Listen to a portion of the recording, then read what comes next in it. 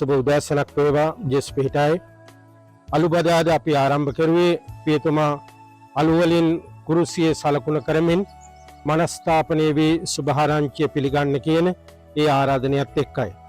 අද අපි මෙනෙහි කරන ලෝකතුමාගේ සුභාරංචිය තුළ ඒ මනස්ථාපනය නැත්නම් ගිය ගමනේ හැරීමක් සනිටුහන් කරන බාලපුත්‍රයා පිළිබඳව අහන්නට ලැබෙනවා.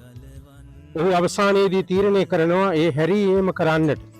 ඒ නිසාවෙන් යටගියාවේ ඒ වෙච්ච කතාව තාත්තට කියන්නට සූදානම් වෙලා චකිතයකින් ඔහු වෙනවා. පුදුමේ තමයි තාත්තා ඔහුට ඉඩ අරින්නේ නැහැ ඒ කතාව කියන්නට.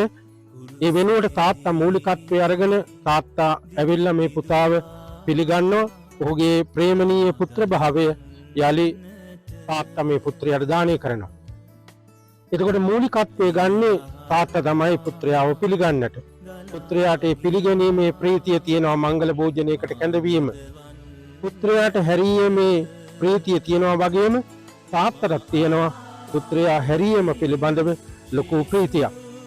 එනිසා තමයි ලුක්තුමාගේ සුභාරංචියේ 15 වෙනි පරිච්ඡේදයේ 7 වෙනි පදයේ ජේසුස් අපිට කියන්නේ මනස්ථාපනය වෙන එක පෞකාරයක් පිළිබඳව ස්වර්ග රාජ්‍ය ඇති වෙන ආනන්දේ ධර්මිෂ්ඨීන් 99 දෙනෙකුට වඩා වැඩි කියලා.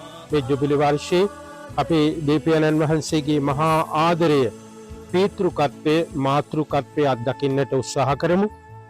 අපේ ඒ පුරුද්දට ගිය ඇබ්බැහි වුණු ගතානුගතික ජීවිත ක්‍රමයෙන් හැරීමක් ලබාගෙන පියාණන් වහන්සේ වෙත යන්නට අපි සියලු උත්සාහයන් ගනිමු.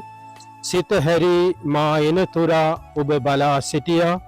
කෙලෙස් බර මා ඉවත නොදමා සිප වැළඳ ගත්තා.